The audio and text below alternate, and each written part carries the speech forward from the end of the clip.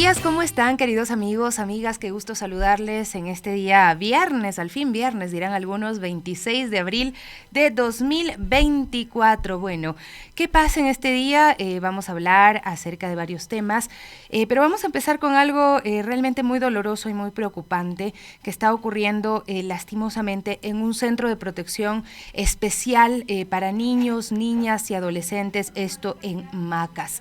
Este 25 de abril se conoció que tras el intento de quitarse la vida, 3 menores de edad permanecen hospitalizadas en una casa de salud de Macas. Su estado de salud es reservado. Ellas permanecían acogidas en el Centro de Protección Especial para Niños, Niñas y Adolescentes Macas, que tiene como fin brindar atención especializada a menores de edad que por diversas causas son separados de sus padres, de sus cuidadores, en cumplimiento de órdenes judiciales. Este hecho ocurre luego de que el pasado 19 de abril, hace una semana exactamente, otro joven albergado en esta casa hogar se suicidó. Su madre denunció a través de medios locales que no le avisaron inmediatamente de lo ocurrido, le avisaron al día siguiente y luego le proporcionaron 2 versiones diferentes sobre el hallazgo del cuerpo de su hijo. Ella en un video dice: me dijeron que lo encontraron colgado en el baño, luego me dijeron que lo encontraron en la cama, y esto le generó ya muchas dudas, inquietudes. Le mandaron directamente a la morgue a recoger el cuerpo de su hijo. Las autoridades se vieron obligadas a responder con una intervención integral de este centro, y desde la semana anterior se ha movilizado personal del Ministerio de Salud Pública y la atención psicológica y psiquiátrica de la Junta de Beneficencia de Guayaquil. Sin embargo, no evitaron que otras menores, porque son niñas, busquen quitarse la vida. Según el comunicado del Ministerio de Inclusión Económica y Social, la intervención integral se realiza también en otras 8 unidades de acogimiento institucional directo como parte de un plan de fortalecimiento de estos centros aplicado desde marzo de 2024, pero hay que dejar claro que esto viene después del suicidio de este chico y también de otro hecho muy doloroso que ya les voy a comentar, y de que en la Asamblea Nacional se llamará a comparecer a la ministra de Inclusión Económica y Social. En la misiva también se informa sobre la desvinculación de parte del personal y el inicio de los procedimientos administrativos correspondientes, pero no se ha especificado las funciones del personal que fue separado ni cuáles son las motivaciones para que este personal específicamente haya sido separado, qué hicieron para ser separados. La casa de acogida, que funciona bajo administración del Ministerio de Inclusión Económica y Social, tiene capacidad para proteger en teoría a 30 niños y niñas, aunque actualmente viven 45 menores en este lugar, es decir, de alguna u otra forma están hacinados. Sobre este centro también existe una investigación abierta, pues meses atrás, tan solo 2 meses atrás, reintegraron a una pequeña de tan solo 2 años con su madre y su padrastro. Les devolvieron la custodia a al padre o al padrastro y a la madre de esta menor. Ellos anteriormente la habían violentado y devino esto en el asesinato de la menor. En Taisha se encontró el cuerpo de la niña de tan solo 2 años, un hecho sumamente doloroso. Se encontró su cuerpo enterrado en la misma vivienda de la madre de esta niña, a quien, por un informe del centro de acogimiento, el juez dicta el reintegro y luego de pocos días ocurre este hecho. A la niña la asesinan porque ella tiene un trauma cráneoencefálico, un golpe tan fuerte que le provocó la muerte, ¿no? La Comisión de la Niñez y Adolescencia expuso estos casos durante la comparecencia de la ministra de Inclusión Económica y Social, Zaida Rovira, el miércoles 24 de abril, pero como siempre los temas que tienen que ver con las infancias, con la niñez y con la adolescencia, pues pasan muchas veces desapercibidos, ¿no? Los medios de comunicación a veces no nos damos ni por enterados, y esto no ha sido publicado hasta que nos despertamos con la noticia tan triste, tan dolorosa, de que 3 menores más que están acogidas en este centro, pues intentaron quitarse la vida, lo cual deja muchas preguntas para el Ministerio de Inclusión Económica y Social, que está a cargo, que es responsable de las vidas de estos niños y de estas niñas que están en este centro. 9 de la mañana con 10 minutos. Bueno, la verdad es que en nuestro país a veces ya nada sorprende, ¿no? De cómo las infancias son tratadas, de cómo son consideradas y cómo a veces estos centros de protección, pues lastimosamente terminan pareciéndose a cárceles, ¿no? Donde no hay ninguna atención especializada, donde no se les protege como debería protegerse. Y luego también nos despertamos con la noticia de que un adolescente que fue sorprendido hurtando aguacates en Tulcán, en una hacienda de San Francisco de Caldera, en la parroquia de San Rafael, Cantón Bolívar, en el límite interprovincial entre Carchi y Imbabura, fue linchado y luego varios moradores del sector pues le prendieron fuego, lo golpearon y le prendieron fuego por haber robado aguacates. El suceso se registró la noche de este miércoles 24 de abril, dice diario El Universo, cuando el menor de 17 años fue descubierto en el predio tomando los aguacates. Cristian Delgado, presidente del gobierno parroquial de San Rafael, informó que la gente, cansada de los continuos robos de los frutales, tomó esta malhadada decisión de hacer justicia, si es que eso se le puede llamar justicia, por supuesto, con mano propia, con un desenlace fatal. El chico fue trasladado hasta una casa de salud de Ibarra, con un 90% de quemaduras en el cuerpo. El pronóstico de salud es reservado y de momento se encuentra en una unidad de cuidados intensivos. Han manifestado los galenos. La presencia oportuna de los familiares durante el incidente evitó que falleciera el menor, que con llamas en el cuerpo fue rescatado y luego trasladado a uno de los hospitales también de la localidad. Y esto yo la verdad es que ni siquiera sé cómo comentar este hecho. Creo que no debo hacerlo y creo que ustedes, quienes nos están escuchando, deben reflexionar sobre si esto es justicia, si quemar a un joven por robar aguacates es justicia o estamos castigando el empobrecimiento, el hambre en nuestros jóvenes, en nuestros niños, niñas y adolescentes. 9:12. Hoy, este viernes, es tiempo también de nuestra campaña que habla de los derechos, ¿no? De cómo ha sido esa lucha por los derechos, en este caso de las mujeres, para acceder, por ejemplo, al derecho al voto y luego pues ser consideradas ciudadanas y seguir pues bregando por conseguir otros derechos, ¿no? A la salud, a la educación, tener acceso y ejercer esos derechos. Hoy hablamos con una historiadora que además es bailarina y que nos habla pues desde lo más profundo de su ser, de lo que ha sido para ella esta construcción como ser humano, como sujeto de derechos y su lucha también por otras mujeres. Vamos a escucharlo. Hace un siglo, la valentía y la determinación de una ecuatoriana desafiaron al poder para otorgar a las mujeres su lugar en la mesa de la democracia. Si vamos a escoger a quien va a conducir los destinos de nuestro país, es justo que esa persona cuente con la aprobación de la otra mitad de la población, es decir, de nosotras, las mujeres. 100 años del voto femenino. Matilde Hidalgo Navarro. Nuevamente estamos con ustedes en esta campaña 100 años del voto femenino en Ecuador, Matilde Hidalgo Navarro, y nos acompaña Natasha Reyes de la Escuela de Ciudadanía para seguir conociendo las historias de mujeres que están muy activas en la vida pública, que tienen pues diferentes roles en esta sociedad. ¿Cómo estás, Natasha? Muy buenos días. Muy bien, gracias. Muchísimas gracias por tu invitación, mi querida Sofía. Bueno, vamos a saludar ya a nuestra nueva invitada. La verdad es que hasta el momento ha sido un recorrido muy nutritivo por las historias, la vida de muchas mujeres de nuestro país e incluso algunas extranjeras que pues prácticamente ya son ecuatorianas, ¿no? Así es que vamos a darle la bienvenida a Cintia Viviana Chica Pillajo. Ella es historiadora, bailarina, maestra y pues ya nos contará qué más. Este es un programa que va a ser historia, con mujeres que hacen historia contemporánea, pero además conocen muy bien nuestra historia nacional. Vamos a darle la bienvenida. ¿Cómo estás, Cintia? Muchísimas gracias por acompañarnos del día de hoy.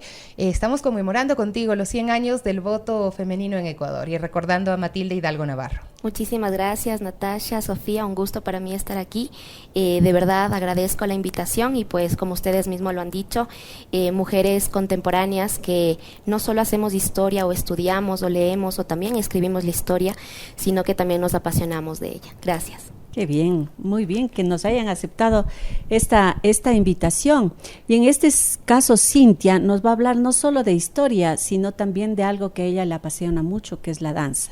Y vamos a conversar con respecto a cómo una cosa es la danza y otra cosa es el ballet clásico, y cómo a la danza, al ballet clásico y a la historia le atraviesa no solo un enfoque de género, ¿no? Una distinción entre hombres y mujeres, sino también una cuestión de clase, ¿no? De capacidad económica, en fin. ¿Qué nos podrías contar en ese sentido, mi querida Cintia? Bueno, dentro de la danza es un mundo realmente amplio y mágico. Como ustedes saben, existen muchos tipos de danzas, entre ellas el ballet clásico, que es la madre, es la rama de todo. Tenemos el contemporáneo y pues también a lo que yo realmente me he dedicado muchos años, que es la danza folclórica. Sí se ve este hecho de clasismo también dentro de la danza, porque muchas veces las mujeres que tienen mayor posibilidad, tanto económico como también de familias un poco más adineradas, pueden llegar muchas veces a las escuelas, academias más grandes de danza, mientras que las personas que tienen como un extracto social un poco más normal, digámoslo de esa manera, se dedican por buscar cursos o talleres, o también la autogestión y ser autodidactas hasta ese sentido también. ¿Y esto ha sido siempre así? Lastimosamente ha sido de esa manera, antes ha sido más. Se ve que contemporáneamente en estos momentos se ha perdido un poco también ese paradigma, por suerte. Se ve ya mayor facilidad de las mujeres en academias. Siempre la danza ha sido como más para la mujer, ¿no? En este sentido, pero se ven muchas más mujeres de otros extractos sociales que también llegamos a academias, a ser maestras, a no solo bailar, sino también investigar y difundir la cultura, no solo en el Ecuador, sino en otros países. Cuesta, sí cuesta mucho, pero pues no es imposible. Qué apasionante además ser una bailarina, pero además tener todo ese bagaje de la historia de la humanidad, la historia de nuestro país, y pues reconocerte quizá en lo que ya ha ocurrido en el Ecuador. ¿Qué nos podrías decir sobre esto? Bueno, como les mencionaba, y ustedes mismos lo saben, soy historiadora de formación, de profesión, y para mí es importantísima la investigación. Creo que el hecho de bailar nos lleva también a otros lenguajes que no sean solo corporales, sino también a lenguajes donde podamos discutir con nuestros alumnos de los procesos históricos que hemos tenido, ¿no?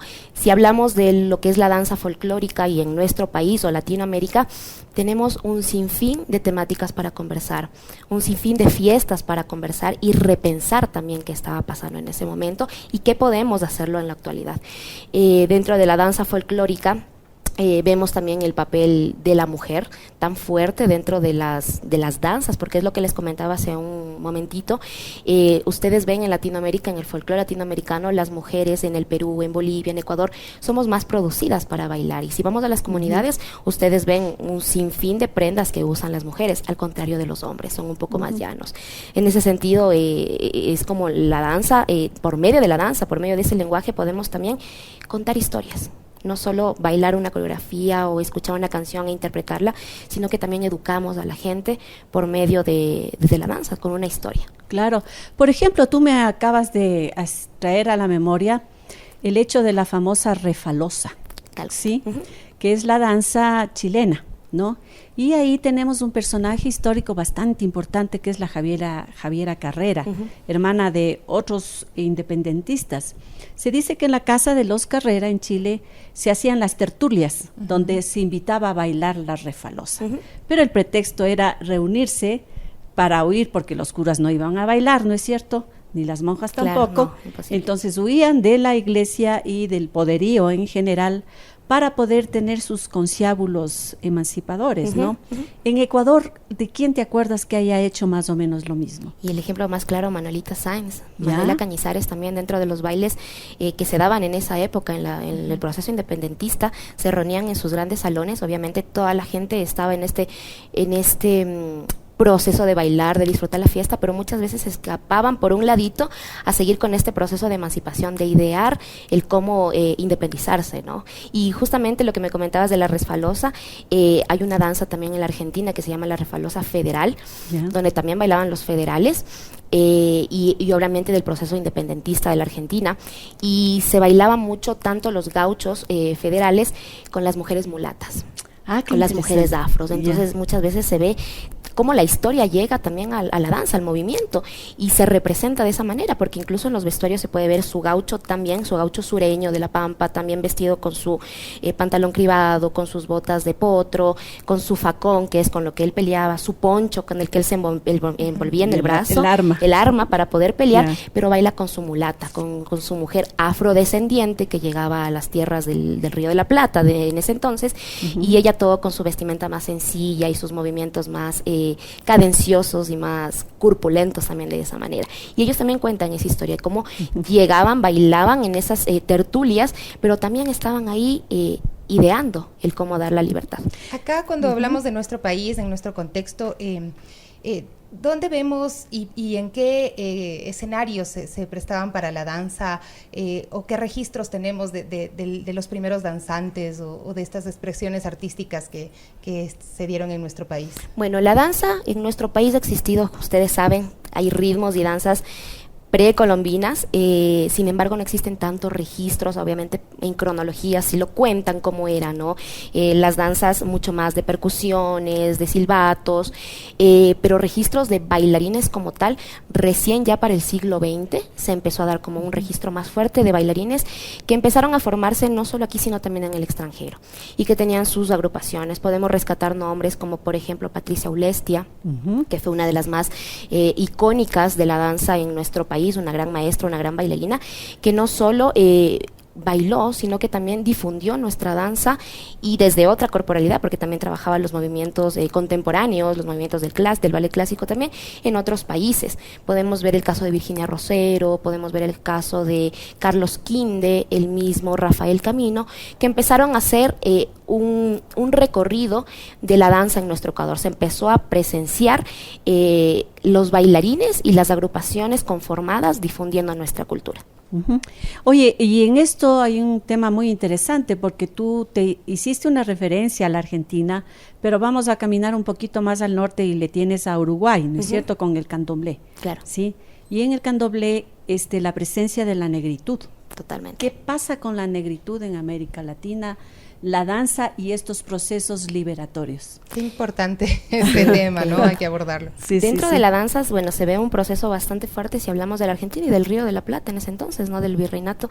En este espacio existió obviamente la campaña del desierto, que fue donde se exterminaron a varios, tanto aborígenes como gente afro.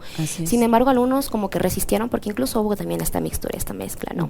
Han percibido y han alcanzado todavía algunas danzas a quedarse dentro del medio y son compartidas. Por ejemplo, el candombe es compartido Uruguay con Argentina y se ve la presencia de la mujer súper fuerte. Cuando se ve en estos carnavales, por ejemplo, de Uruguay, cuando salen con los tambores, los repiqueos y las mujeres a bailar, son una presencia súper fuerte y súper grande. Es el ícono de la mujer que ha resistido dentro de un atropello que existió en la historia también de esa parte de nuestra América. Pero además son unos carnavales irreverentes, ¿no? Porque normalmente en las puestas de escena que ellos hacen y ellas hacen, no es que hablan solo de sí mismos o del gusto y el placer de bailar, sino que generalmente hacen un análisis de lo que está pasando en el contexto político del momento. Totalmente. Y muchísimas gracias, Natasha. Ahí me traen a colación a un gran historiador y músico que es argentino, que se llama Juan Carlos Cáceres, que él investiga muchísimo el proceso de la negritud en la Argentina. Y dentro de sus canciones, él canta toda esta irreverencia y todo este dolor que los afros tenían. Por ejemplo, hay una canción que se llama Toca Tango, en la cual él plasma en la letra todo ese proceso que tenían los afros como para salir de ese yugo, como para salir de esa represión que ellos tenían, ¿no? Entonces se ve muchísimo más marcado, sí, la presencia de la mujer, toda con su ropa blanca, pero también otros personajes, como por ejemplo el viejito que va bailando con su bastoncito y que se mueve así ya todo bien mayorcito. Se ven obviamente los que van repiqueteando con los tambores. Hay muchos personajes dentro de esto también. Y las mujeres, tú estás nombrando que prácticamente son las que hacen que la danza sobreviva al paso del tiempo, ¿no? Son las indispensables de alguna forma en estas transformaciones también culturales que se van dando a lo largo de los años. Acá en nuestro país, ¿a quiénes más podrías nombrar?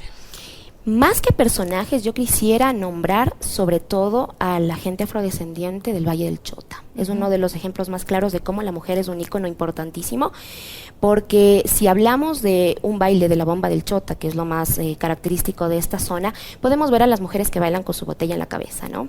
Mucha gente dice, qué bonito el equilibrio de la botella en la cabeza, qué experta para bailar, pero hay registros también en los cuales nos mencionan, hay un libro totalmente lindo que siempre lo recomiendo, que es fuerte, pero que se llama El Valle Sangriento de Coangue, en el cual hablan de todo este proceso que tuvieron ahí dentro del Valle del Chota y toda esta represión, masacres de enfermedades, pero también hay registros de cómo las mujeres en las fiestas de hacienda, de los cañaverales de azúcar, el momento en el que llegaban a esta fiesta, venía el dueño de hacienda o el patrón y les daba una botella de aguardiente a cada familia.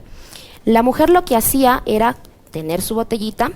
Cuando todos bailaban, para que no se mezcle y que nadie se haga el vivo, diciéndolo criollamente, y cogerse la botellita, se ponía en la cabeza y la cuidaba de esa manera. Entonces ella es el ícono de la familia primero, de que la mujer es el ícono de una familia que va protegiéndoles a todos, y también cuidando eso que el patrón les está dando a ellos para que compartan entre familia. Todo tiene una razón de ser, ¿no? Es muy Sí. simbólico todo esto. Estamos hablando de los 100 años ya de conmemoración del voto femenino en el Ecuador. ¿A qué otras figuras destacas que como Matilde Hidalgo Navarro han hecho algo importante por la historia y la participación de las mujeres en nuestro país? Dentro de los movimientos sociales, sobre todo los movimientos indígenas que han tomado mucha fuerza en nuestro país, destaco sobre todo a Tránsito Maguaña y Dolores Cacuango. Fueron lideresas indígenas que estuvieron junto al Partido Comunista dentro de todas estas revueltas y protestas por el bien no solo de las comunidades indígenas, sino también el voto de la mujer, la voz y el voto de una mujer dentro de un colectivo, dentro de una comunidad. De hecho, Dolores Cacuango funda las primeras escuelas interculturales bilingües, ¿no es cierto?, indígenas, y funda la Federación Ecuatoriana de Indios. Pero además, Dolores Cacuango tiene la valentía de afiliarse a un partido que era proscrito, como tú lo has señalado, el Partido Comunista. Y lo peor de todo, ¿sí?, es que hace parte del Comité Central y pasa a ser la secretaria de ese Partido Comunista. Sí. Y en esa condición ella viaja a Rusia. Cuando viajar a Rusia era más que pecado. Claro, hasta ahora ¿No es creo que cierto? está dentro del eje del mal. Así parece, claro. Entonces, lo interesante de ella es que ella fue hasta muy avanzada su vida analfabeta. Sí. Pero con María Luisa Gómez de la Torre revierte la situación y dice, aquí hay que darle escritura y lectura al indigenado, ¿no es cierto? ¿Y por qué es tan importante en este caso esa posta que le pasa a Tránsito Maguaña? ¿Qué crees tú? Y porque se ve que dentro de esta lideresa se rompen los paradigmas de que la mujer indígena o la comunidad indígena no puede acceder a la educación. Si bien al inicio mencionaba que las posibilidades son solo para algunas personas, se ve claramente que no es imposible luchar por algo y sobre todo tener de aliados o de compañeros a gente que luche por un mismo objetivo, que en este caso fue la educación y la voz para la mujer. Correcto. Perdóname un ratito, Claro. Sofi. Eso implica, ¿no es cierto?, que en todo esto hay como una cadena, ¿no es cierto? Y cada una de estas mujeres y de hombres que están procurando mejores destinos para los futuros de su nación, en este caso del Ecuador o de América Latina, tenemos a Juana Zurduy, por ejemplo, Claro. también, ¿no es cierto?, en el Alto Perú. Hay una posta que se pasa, ¿no? ¿Cómo le caracterizarías tú a esa posta que se va pasando? Y la posta más fuerte es la de la lucha en conjunto, en comunidad, en el estar siempre el uno con el otro, no individualismos, sino que siempre estar en contacto con otra persona, con mi comunidad, siempre va a ser mejor. Y ya estamos cerrando precisamente nuestro programa y pensando en lo último que dijiste, ¿qué mensaje les darías a las mujeres de hoy en día también cuando vemos que hay vigentes muchas de estas luchas, ¿no?, históricas? Bueno, considero que las mujeres seguimos en pie de lucha, demostrando que unidas siempre va a ser mejor esa lucha y que romper los paradigmas de que la mujer puede ser solo madre o solo ama de casa o solo estudiar y no realizarse como mujer. En distintos ámbitos está en nuestras manos. Podemos hacer un montón de facetas, ser bailarina en este caso, ser profesora, ser servidora pública, ser mamá, ser amiga, y pues considero que de eso estamos hechas las mujeres, de unirnos entre nosotras y de que la lucha en conjunto va a ser mejor. Parece que Cintia está construyendo un mundo mejor para su hija. Totalmente. Y para las contemporáneas de su hija, ¿no es cierto? Totalmente. Eso es importantísimo, ¿no? La verdad es que cuando hablamos además de nuestras niñas, es cuando incluso nos surgen muchas preocupaciones, porque también vivimos en un mundo muy violento, en un mundo que todavía tiene muchos retos y muchas luchas también históricas vigentes, ¿no? Sí. Esa desigualdad en muchos ámbitos que está presente. Cintia, muchísimas gracias por acompañarnos. Cintia Viviana Chica Pillajo, ella es historiadora, bailarina, maestra, servidora pública, ya nos contaba más acerca de ella. Y pues vamos a continuar esta entrevista con otra historiadora, pero que se enfoca también en el ámbito de la fotografía. Nos va a contar muchísimas anécdotas y mucho de la historia de nuestro país. Estamos de regreso y bueno, dejábamos la expectativa para la segunda parte de este diálogo con historiadoras, pero estaremos junto a Ana más adelante la próxima semana hablando de la historia y también la fotografía. 9:32. Bueno, no quiero dejar de comentar esto, que el día de ayer también lo vi y pues me dolió mucho el alma y yo estoy segura que ustedes también pues tendrán algunas reflexiones al respecto. El caso de Carlos Javier Vega y Panaqué. Él fue asesinado el 2 de febrero por un grupo de militares en Guayaquil. Su primo, Eduardo Velasco, manejaba el auto que fue baleado por los gendarmes y fue alcanzado por una bala en su hombro, ¿no? BN Periodismo lo destaca y precisamente dicen, la justicia lo ratificó inocente, pero bueno, ya no está. ¿De qué sirve este pronunciamiento judicial? GK también describe los hechos y cuenta que Carlos Javier Vega murió el 3 de febrero de 2024 por heridas de bala disparadas por militares que lo habrían confundido con un terrorista, ¿no? Entre comillas, terrorista. Según sus padres, fueron 4 disparos. Cerca de las 10:50 de la mañana del día viernes 2 de febrero de 2024, Carlos Javier Vega, de 19 años, y su primo, Eduardo Velasco, de 34, iban en un carro Chevrolet Aveo Concho de Vino, cuando se toparon con 3 militares que bloqueaban el paso. Estaban en la calle Domingo Comín y la avenida Vicente Trujillo en el populoso sur de Guayaquil. GK también dice, Carlos Javier Vega y Eduardo Velasco se dirigían a la Universidad Salesiana para venderle un cachorro de raza Pitbull, hijo de la mascota de Velasco, a un amigo de Carlos Javier Vega. El cachorro iba con ellos en el vehículo. Velasco, quien conducía el carro, dice que cuando vio a 3 militares impidiendo el paso por la calle, bajó la velocidad. Un militar le pidió que se detenga, dice Velasco, quien se bajó y le dijo que iba aquí nomás, porque explica estaba a 10 metros de la entrada de la universidad, donde debía encontrarse con el comprador del cachorro. El militar, según Velasco, le dijo que no podían pasar porque estaban haciendo un allanamiento, y Velasco recuerda que en ese momento vio que a su derecha había un callejón lleno de policías y militares. Velasco regresó a su carro para retroceder y regresar por la misma calle que dice estaba estrecha por los vehículos estacionados. Mientras retrocedía, 2 militares se acercaron caminando y apuntándole con sus armas. Por eso dice, se asustó y se distrajo y se chocó rayando un patrullero de policía. Un vehículo blanco marca Kia. Ahí el militar me empieza a dar puntapiés a la mascarilla del carro. Golpea, patada, y le dije, tranquilo, espérate que me estoy rayando. Muevo mi cabeza para ver lo que había hecho y estaba un poco alzada la lata de mi carro, como pegada con una lata del patrullero, dice Velasco. Dice él, relata que aceleró para poder despegarse del patrullero, pero no podía, entonces forzó el motor. El carro salió y en ese momento escuchó disparos. Primero creyó que eran del allanamiento que se estaba haciendo en ese momento, y recuerda que su primo Carlos Javier le dio un manotazo en el hombro y le dijo ñaño. Se puso pálido verdoso, dice Velasco, y cree que perdió el conocimiento porque su cuerpo se venció hacia adelante en el asiento del copiloto. Velasco se dio cuenta que su primo estaba herido. ¿Cuál es la versión de las Fuerzas Armadas? Ellos dicen que a las 8 de la noche del viernes 2 de febrero las Fuerzas Armadas publicaron un comunicado titulado Terroristas aprendidos ante intento de ataque a un retén militar. Miren ustedes la narración de los hechos de Velasco y qué es lo que dijo las Fuerzas Armadas, qué es lo que dijeron las Fuerzas Armadas. Según el comunicado,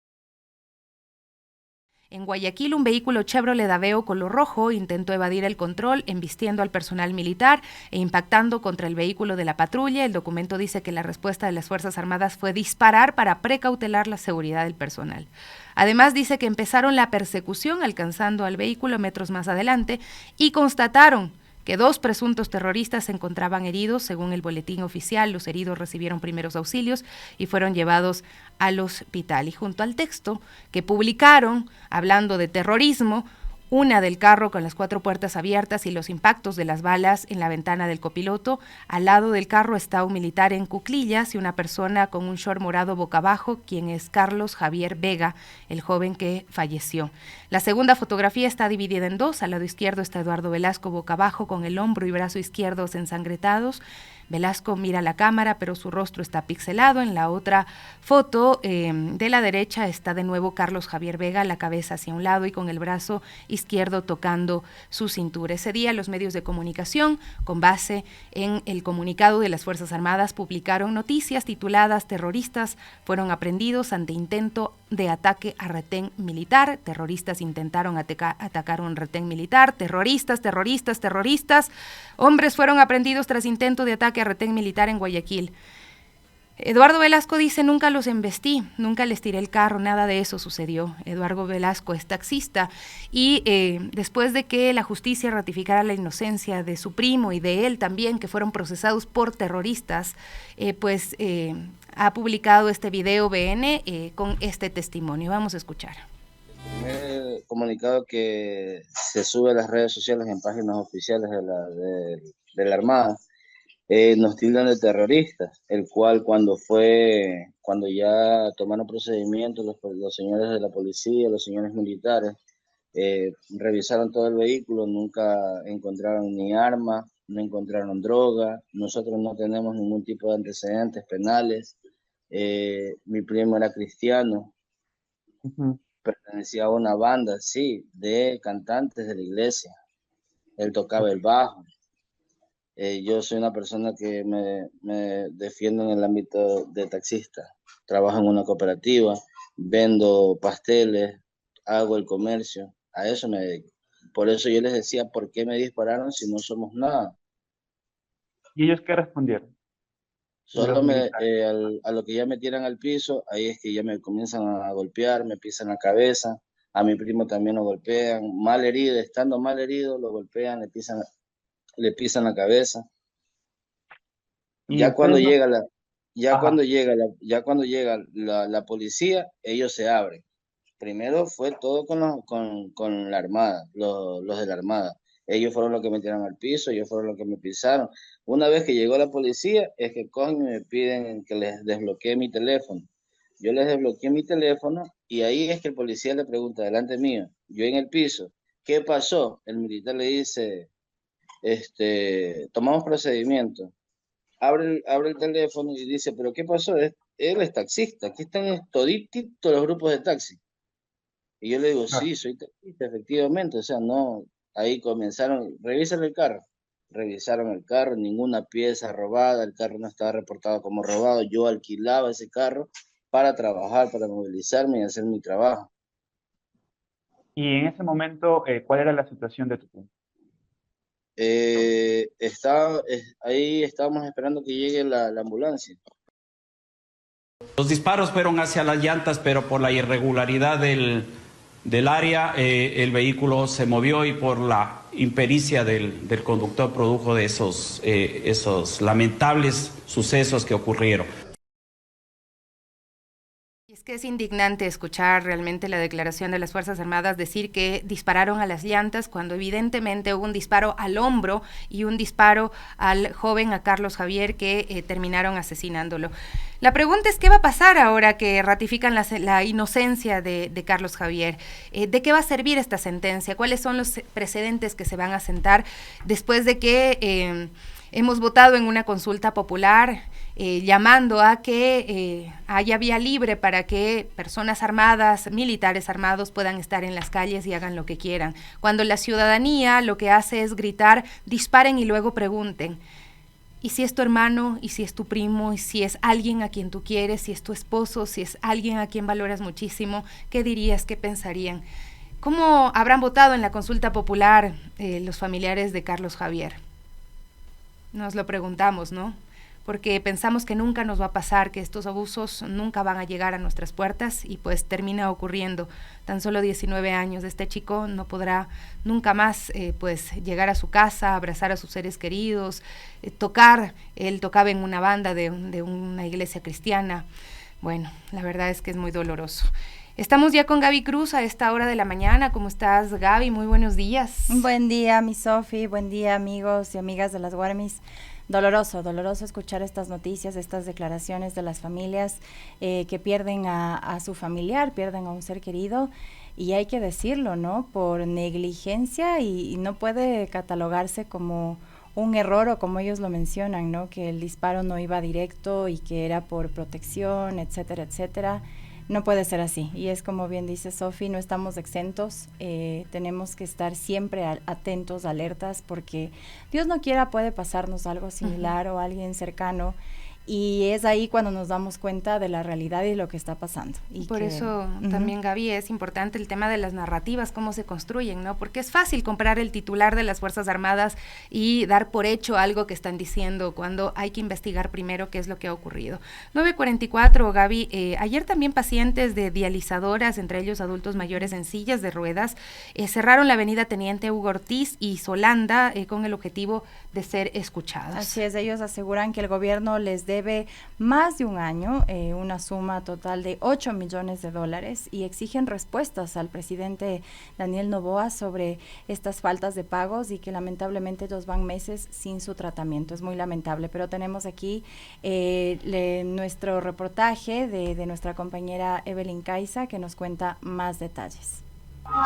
Por cuarta vez, este es el grito y este es el plantón que realizan los pacientes de diálisis de la clínica Contigo. Está ubicada en el sur de Quito. Esta vez se han trasladado a la avenida Solanda y Teniente Hugo Ortiz para mostrar sus reclamos. Ellos exigen que el gobierno les pague a las dializadoras los casi $8 millones que les debe.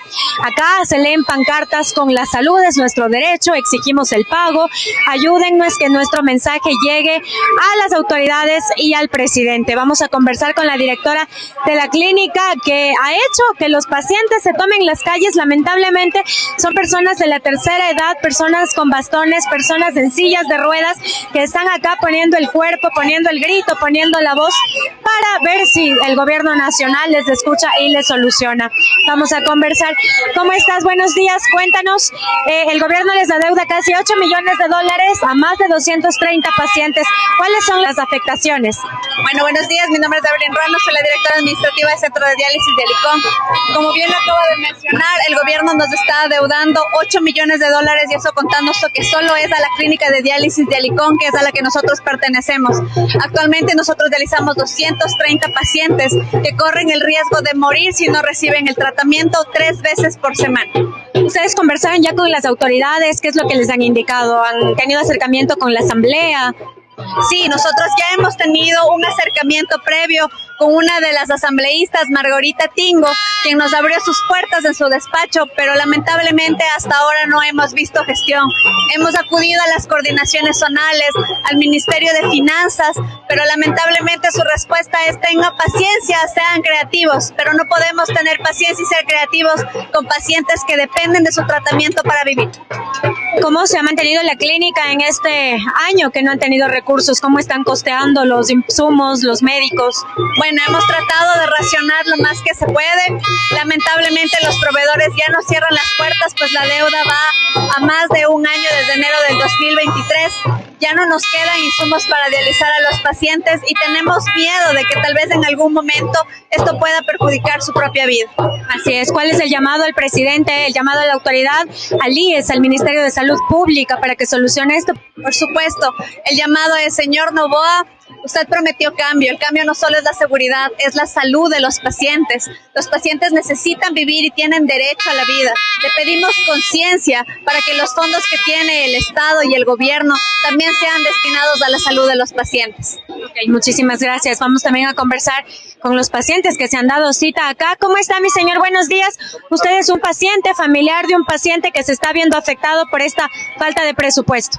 Sí, soy familiar, mi esposa se dializa. Pertenece al ministerio, pero como tiene conocimiento, no hay insumos, no les pagan a los profesionales.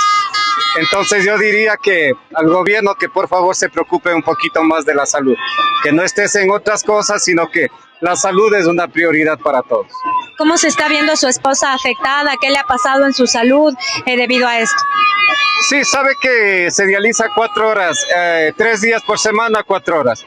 Pero debido a esto, pues uno mismo a veces tiene que traer los insumos.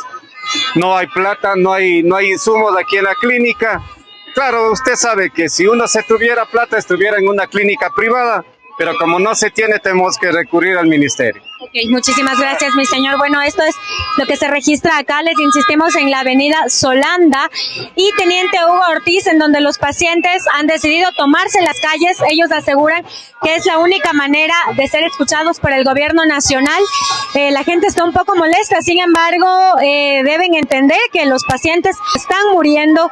Es lamentable las denuncias que se registran, sin embargo, la ciudadanía también debe ser un poco considerada. Mi señora, buenos días. Usted es paciente, familiar. ¿Cómo se está viendo afectada debido a esta falta de presupuesto? Familiar, porque lo que pasa es que mis suegros son de escasos recursos, no tienen dinero y se sienten afectados, demasiado se sienten afectados. Además, mi suegro ya no ve, ya tiene, o sea, ya es simple, ya es ciego, ya no puede ver. Y todos los que estamos aquí, o sea, los que están aquí se sienten afectados. ¿Cuál es el llamado al presidente para que ponga atención en lo urgente que es la salud? Que por favor paguen, cancelen a todos, tanto como del seguro, porque trabajamos porque necesitamos. Si no necesitáramos, no trabajaríamos. Entonces ese es el pedido de todos los que están aquí, que paguen todo lo que deben. Eso es el pedido. Muchas gracias, mi señora.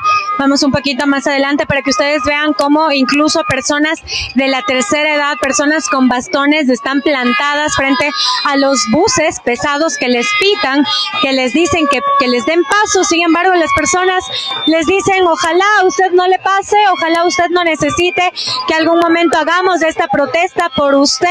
Hacen un llamado a la empatía, hacen un llamado a la humanidad.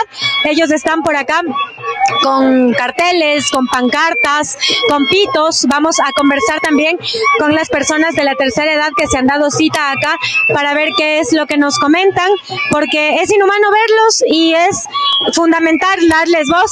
Mi señora, ¿cómo está? ¿Cuál es el llamado que le hace al presidente para que cancele?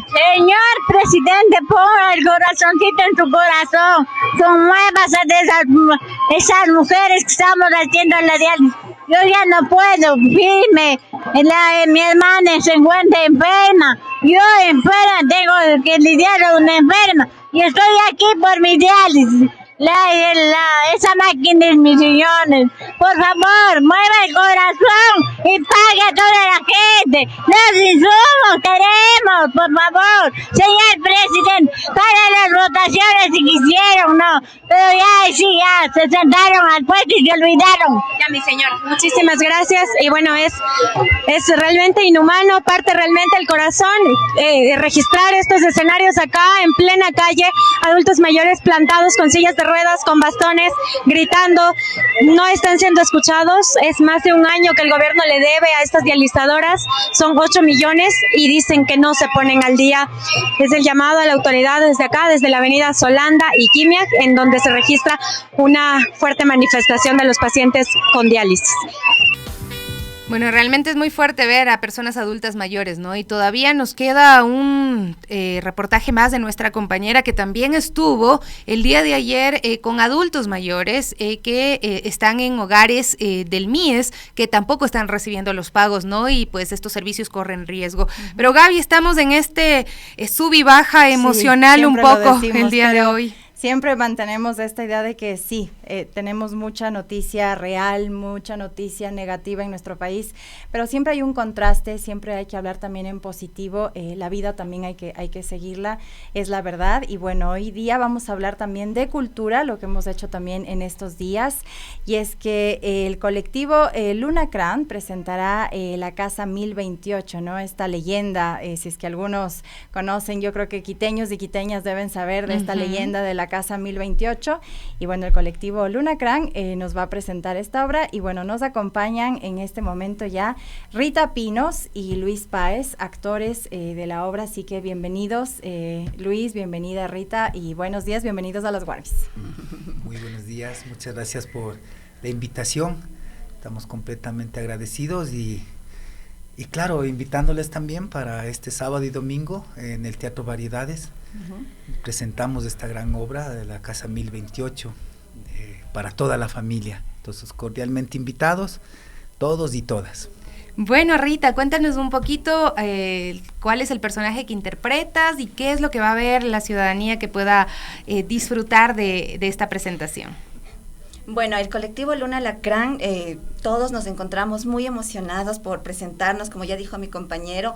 Por favor, no se olviden la fecha, este sábado 27 a las 5 de la tarde y el domingo a las 12 del día, ¿no? El domingo 28. Ok.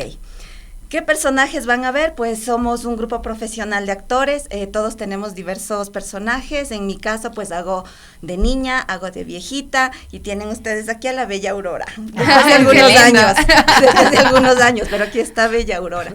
Les invitamos a toda la gente quiteña y a los que no son quiteños también. Es una obra muy bonita, muy dinámica, para toda la familia, para grandes, para chicos, y muchísimas gracias por la apertura de ustedes. Sí, donde van a ver un poco, nuestro trabajo es mezclar las artes, ¿no? Van a encontrarse con circo, van a encontrarse con acrobacia, van a encontrarse con máscaras, la comedia del arte, teatro físico. Entonces, es una experiencia, sí, única, que hemos trabajado ya cerca de 2 años, un colectivo que nos hemos ya consolidado, y esta es nuestra propuesta.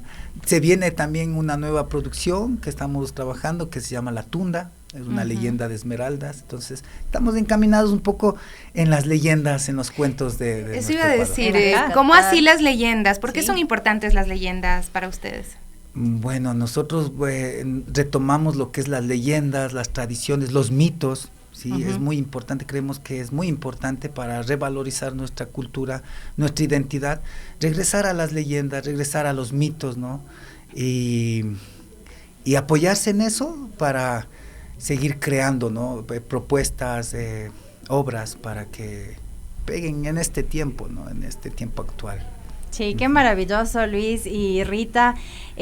Justamente yo también les iba a consultar por qué las leyendas, y bueno, sin duda esta es una leyenda muy típica, muy clásica de Quito. Yo le mencionaba a Sofi que es una de mis favoritas, y bueno, pero para quienes no conozcan mucho, relata, gracias al teatro y a esta presentación, la historia, ¿no? De esta niña que se supone era la más bonita de Quito, de aquel entonces, de los años 1800 por allá, Bella Aurora, y de una bestia, ¿no? Poseída por el amor, que si no estoy mal, estaba interpretado por un toro en esa leyenda. Entonces, qué maravilloso, y qué lindo que ustedes también puedan interpretarlo y traerlo al teatro. Ya saben, el sábado 27 y el domingo 28, sábado a las 17 horas, domingo a las 12 horas, Teatro Variedades.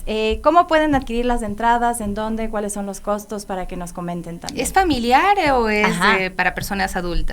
Es para todo público, absolutamente para toda la familia, todo el mundo está cordialmente invitado.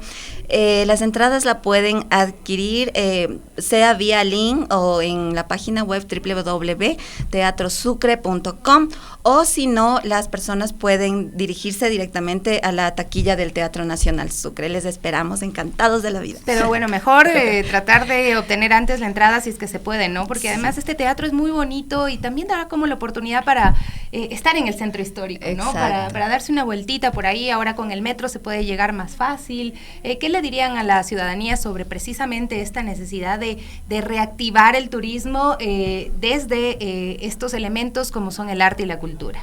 Bueno, Necesitamos de los reencuentros, ¿sí? Y un espacio muy importante para los reencuentros creemos que es el arte, ¿no?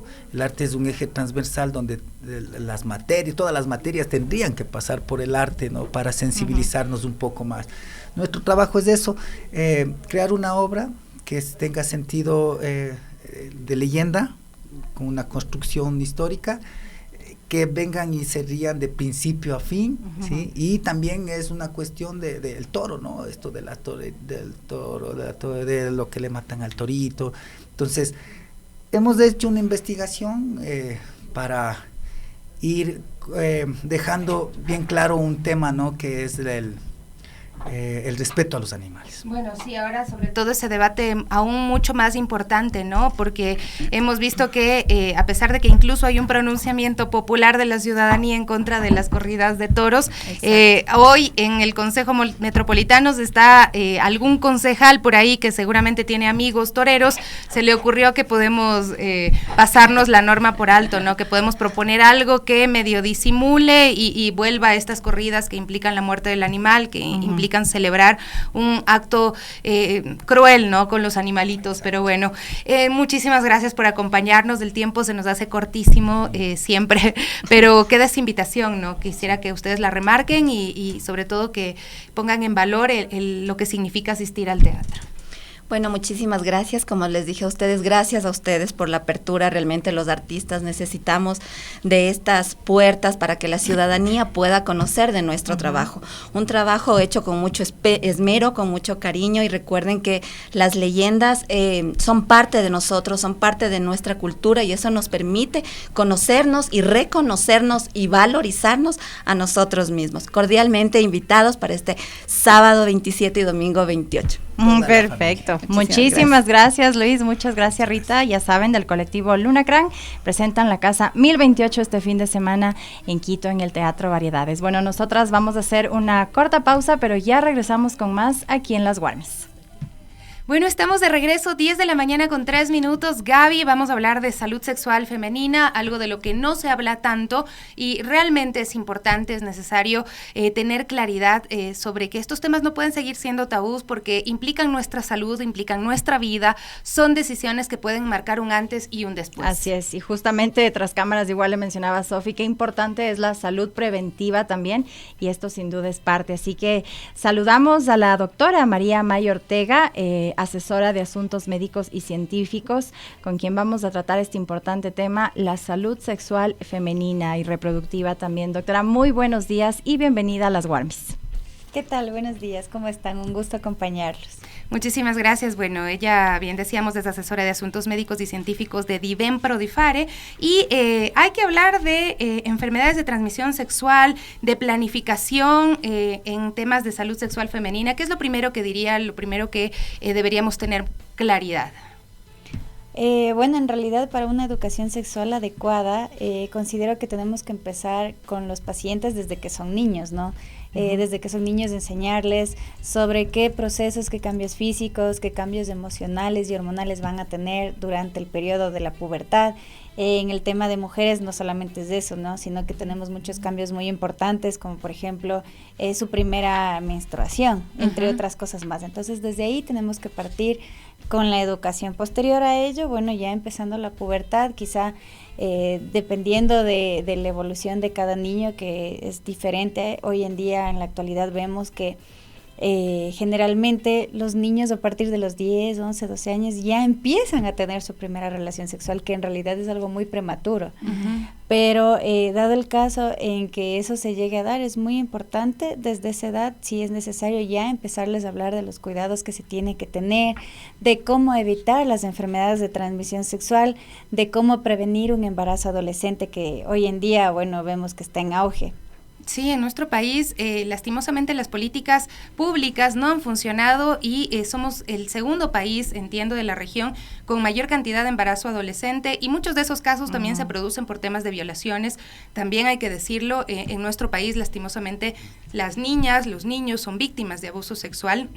Y esto puede devenir en un caso de un embarazo infantil, un embarazo precoz, y pues influir negativamente en la vida de una persona, ¿no? Que se truncan muchas veces sus sueños, las aspiraciones que puedan tener. Por eso es súper importante también que hablemos, ¿no? Que en familia sepamos cómo tratar estos temas, porque la verdad es que yo no me imagino a un niño de 11, 12 años en un tema de una relación sexual. Sin embargo, ocurre también, empiezan a explorar muchas veces entre pares y tienen que tener algo de información, ¿no? Sí, eso es muy importante. Por ejemplo, en el tema del embarazo adolescente, ¿qué pasa? Hay muchos adolescentes que por el miedo, por no poder comunicarse quizá de manera adecuada con sus familiares o en las instituciones donde ellos están estudiando.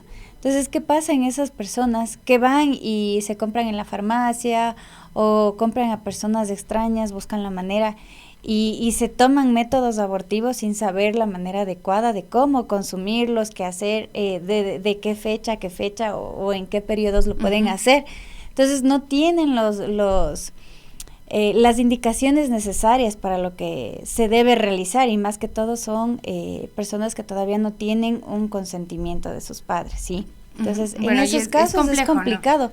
Por eso es que hay muchas muertes de adolescentes, también, por estos abortos clandestinos. Claro, y pensando en que hoy pues hay los servicios de salud que deben permitir el acceso, bueno, cuando se trata de casos de violación, y hoy también hay una demanda para despenalizar totalmente también el tema del aborto, ¿no? Pero, por ejemplo, si podemos pensar en lo que pasó con Glanique, que se empezó a vender Glanique falsificado, que seguramente pues estaba vendiéndose en sitios de pronto no autorizados o que pues tenía otras connotaciones. La verdad es que no ha habido mayor información y mayor investigación por parte de los organismos estatales, pero digamos que alguien va a comprar no sé, en la Feria Libre, en Guayaquil, en la Bahía, va a comprar Glanique, se está arriesgando también, por supuesto, a que este producto pueda ser falsificado y que no pueda tener el efecto que debe tener esta pastilla. Y no solo eso, sino los eventos adversos, ¿no? De productos alterados que se puede ver. Pero bueno, en realidad por eso para Divenpro Grupo DIFAR es muy importante estas fechas, ya que se ve, por ejemplo, el Día Mundial de la Salud, ¿no? Y entre otros fechas importantes como el de la seguridad y salud ocupacional, etcétera. Y por eso es que nosotros queremos llegar a todas las personas, ¿no? Para que sepamos la importancia del poder comunicarnos con nuestros hijos desde que son pequeñitos, de los cambios que van a tener, de los métodos anticonceptivos. Y bueno, en realidad, aparte del embarazo adolescente, hay muchas cosas más, hay muchas enfermedades de transmisión sexual, hay enfermedades como el VIH, que es algo que no tiene cura, ¿ya? Y yo he visto muchos casos de adolescentes de 14, 15 años que ya se les ha diagnosticado un VIH. O virus de papiloma humano, por ejemplo, que también es otro virus que está muy, muy presente. Exactamente, ¿no? El virus del papiloma humano es otro. Y considerando que el virus del papiloma humano, ni siquiera utilizando un método anticonceptivo de barrera, nos puede evitar el que contraigamos esta enfermedad, sí. Entonces, ese es un riesgo. Existen muchas otras enfermedades, sífilis, gonorrea, tricomoniasis, son muchas las enfermedades, los problemas que nos puede llegar a ocasionar por adelantarnos quizá a una relación sexual sin conocer cómo prevenir, por un lado. Y por otro lado también el tema de la promiscuidad, que también es una alta probabilidad, un alto riesgo de que podamos llevar este tipo de enfermedades. Ajá, sin duda es esto, ¿no? Romper estos tabúes que todavía existen en este tema, y el desconocimiento nos puede llevar a este tipo de casos, ¿no? A que por no hablarlo en familia, por no informarnos más, pues puede haber este tipo de enfermedades, y es lo peligroso, ¿no? Pero también hay que decirlo, hay quienes sabemos, por ejemplo, los controles anuales, los chequeos anuales, qué importantes son, no solo desde la adolescencia, sino ya las mujeres en su edad más reproductiva, su edad más activa sexualmente, también llevar esos controles anuales, ¿no? O incluso también las mujeres ya en menopausia, pero sí vemos a veces que hay como un rechazo a esto, ¿no, doctora? De que no me da miedo o no es incómodo, sabemos que puede ser incómodo, pero qué decir, ¿no? De que qué importante es que acudan a estos chequeos anuales para llevar una salud, como ya lo había mencionado también, preventiva y evitar cualquier problema después, ¿no? Así es muy importante el que nosotros nos hagamos los chequeos ginecológicos. Si somos sexualmente activas, es muy importante realizarlo al menos 2 veces al año. Sí, caso contrario, por lo menos 1 vez al año, porque vamos a prevenir muchas cosas. Podemos prevenir cáncer, virus del papiloma humano, podemos tratarnos rápido de algunos tipos de infecciones vaginales. Incluso si en un futuro, si somos todavía jóvenes y queremos tener niños, si nosotros nos hacemos un control adecuado, vamos a poder conocer si tenemos muchas enfermedades como una poliquistosis ovárica, una endometriosis, y poder tratarnos a tiempo para luego de ello poder tener incluso bebés sin problemas. Entonces, todo esto influye mucho, ¿no? Son enfermedades muchas veces que son asintomáticas, entonces hacerse estos exámenes, estos controles cotidianamente, digamos por lo menos 1 vez al año, entiendo que serían estos controles. A ver, si nosotros tenemos una vida sexual activa, son al menos 2 veces al año que tenemos que hacerlo. Algo que también es muy importante es que no solamente las mujeres necesitamos hacernos estos controles y tratarnos, ¿sí? Es un problema de pareja. Entonces, claro, la mujer es la que se hace los chequeos, los que tiene que hacerse los papanicolaos, pero su pareja tiene que hacer el acompañamiento respectivo. En caso de que la paciente tenga alguna enfermedad, tiene que tratarse también su pareja, ¿sí? Entonces, esto es algo, digamos que un trabajo en equipo. Y bueno, si es que no son una pareja, digamos, fija, eventualmente tienen relaciones sexuales, infórmele también, porque esto pasa mucho, que detectan una enfermedad de tipo sexual y no le llama a informar a la persona con la que estuvo, que probablemente está contagiando a otras personas. Exactamente. Así es. Se sigue transmitiendo la enfermedad. Y bueno, yo también en el tema de por ejemplo, los cuidados preventivos para no tener hijos, la planificación familiar, veía un dato que me llamaba la atención, y es que las mujeres no somos fértiles todo el mes, ¿no? Somos fértiles en alguna etapa, entiendo que son...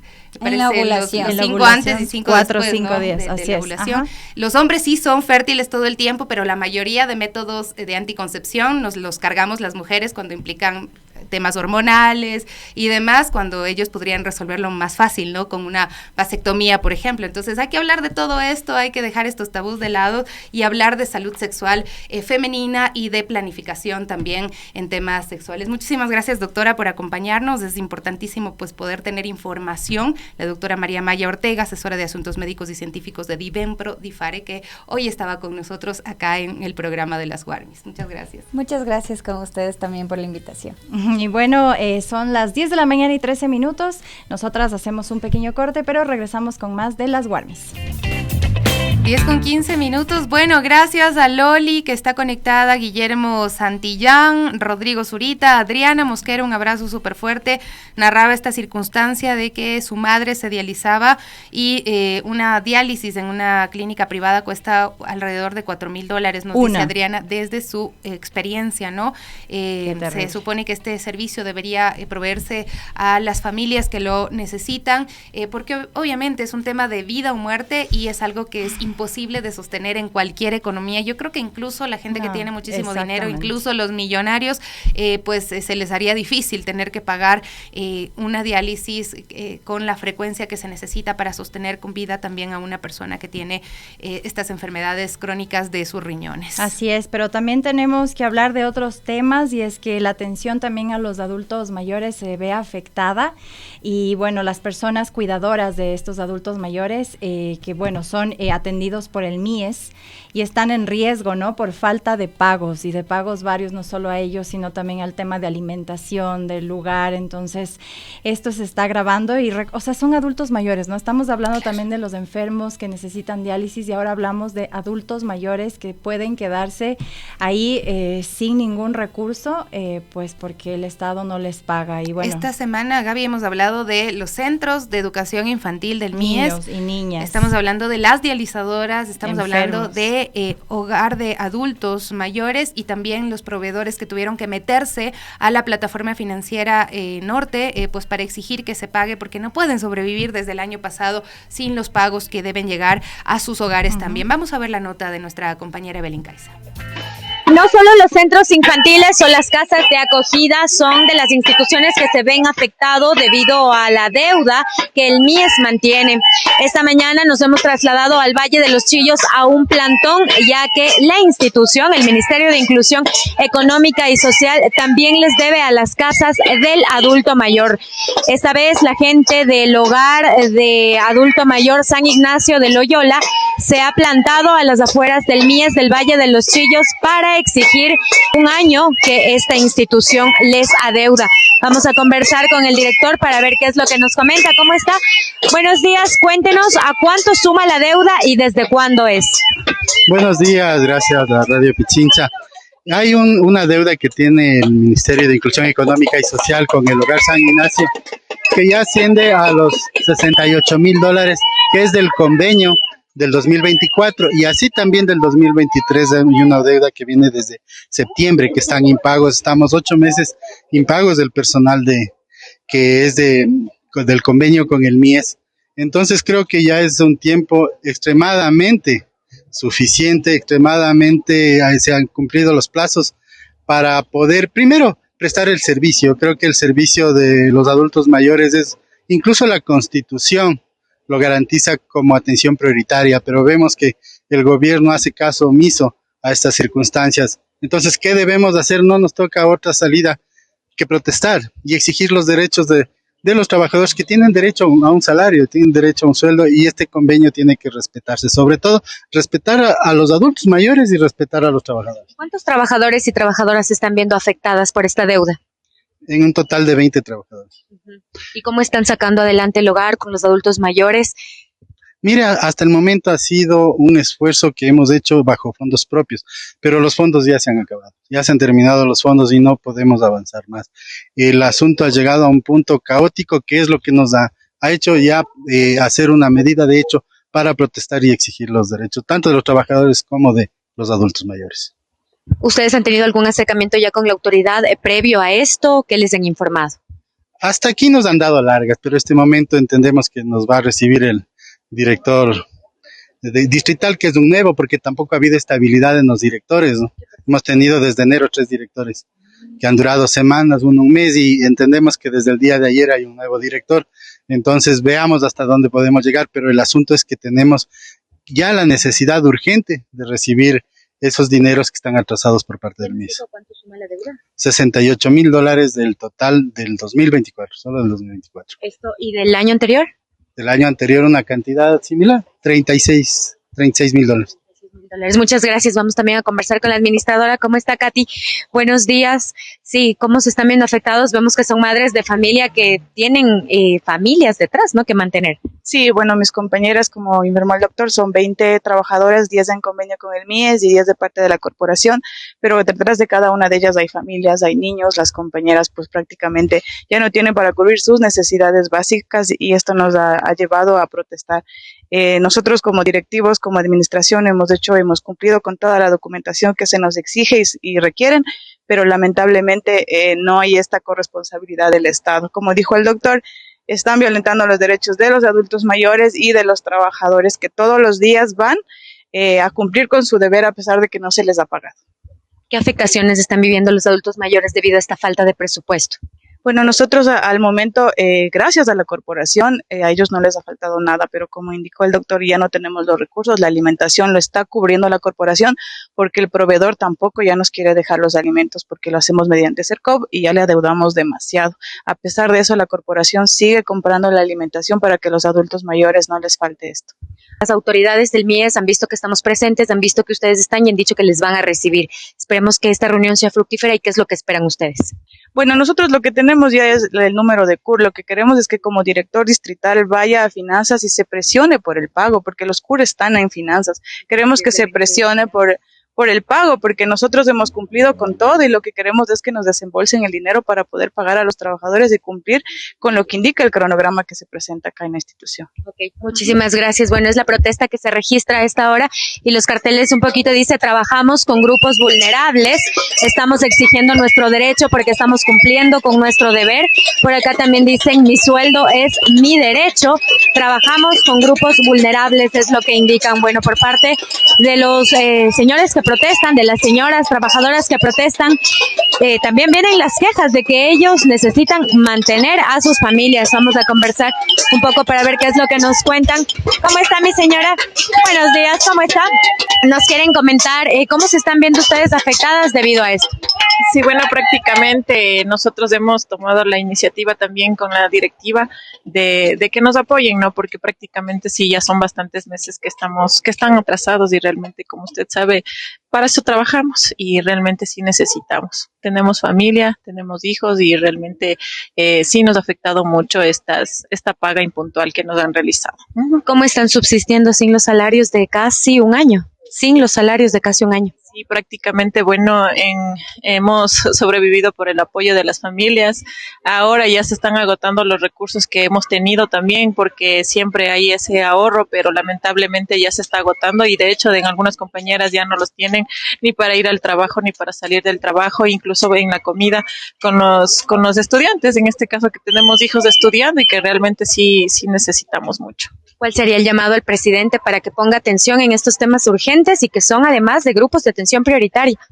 Sí, que eso más que todo. Somos que estamos atendiendo a grupos vulnerables que realmente más que todo ellos necesitan también, ¿no? En el cuidado, en comida, en el aseo, tratos. Entonces, sí es necesario para que estemos bien, o sea, todos, que por favor nos ayude ya cancelando todo lo que nos adeuda. Muchísimas gracias. Bueno, este es el plantón que se registra acá en el Valle de los Chillos, a las afueras del MIES de esta zona, en donde, insistimos, ya no solo los centros infantiles, ya no solo las casas de acogida, ahora también los hogares de adultos mayores están sufriendo debido a la falta de presupuesto que el MIES les adeuda. El MIES indica que de su parte ya han enviado el documento al Ministerio de Finanzas y que ahora depende que esta institución les desembolse el dinero, pero que eso no sucede aún. ¿Y cuánto más seguirán esperando? ¿Cuánto más pueden esperar? Quizá es la pregunta correcta, ¿no? Porque tienen que pedir fiado a los proveedores para el tema de alimentación y demás. Esto se genera pues una gran dificultad para quienes tienen que atender a personas adultas mayores. Gaby, ya nos vamos. Hoy hemos estado viendo algunas imágenes también sorprendentes. Nos cuentan además incluso personas cercanas que son víctimas de robos de los vehículos. Se ha incrementado muchísimo el tema de robos a vehículos, incluso de lugares que parecería que son seguros como parqueaderos y demás. Hoy también queremos expresar nuestra solidaridad con Héctor Calderón, que precisamente narraba que salió a dejar a su hija y pues se encontró con que su vehículo estaba totalmente desmantelado, ¿no? Es terrible, ¿no? Y además los robos también de piezas de vehículos continúan en el sector de aquí, de La Floresta, en el centro norte de Quito. Y bueno, hay que decirlo, la tarde del martes en las calles Guipúzcoa y Pontevedra se robaron el cerebro de una camioneta. Una narración más, eso pasa casi que a diario en este sector, y eso lo vimos en un video de seguridad. Se observa a los ladrones que se bajan de otro vehículo, siempre sin placas. Eso es el llamado de atención a las autoridades, con vidrios polarizados, y en cuestión de minutos ellos abren el capó del vehículo y se sustraen el cerebro. Así y bueno, y los delincuentes también se suben en este vehículo y se dan a la fuga. Rapidito, ¿no? Y también si usted visita nuestra cuenta de X de Radio-Pichincha, se va a encontrar que la madrugada de este 26 de abril, pues delincuentes robaron un local ubicado en la calle Guayaquil, sector Plaza del Teatro, en el centro de Quito. Derribaron la puerta del establecimiento con una camioneta. Imagínense ustedes esa osadía, pues no les importó. Obviamente el centro histórico, como en la noche quizá está abandonado porque muy poca gente vive en el centro histórico, y esto también genera esta inseguridad para los locales comerciales que están en la zona. 10:25, nos vamos, viene enseguida Licenia Espinel y luego el Quique Show. El lunes estamos nuevamente con ustedes. Un abrazo a todos.